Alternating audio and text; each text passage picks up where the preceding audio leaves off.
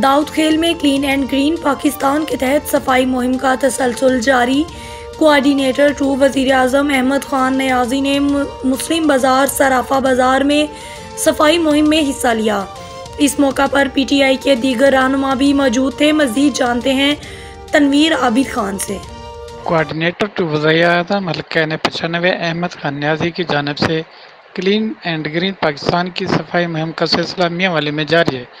इस मौके पर कोऑर्डिनेटर 2 वज़ीर-ए-आज़म अहमद खान नियाज़ी मीडिया से गुफ्तगू करते हुए कहा कि वतन अज़ीज़ में मुसलसल सफाई मुहिम होनी चाहिए।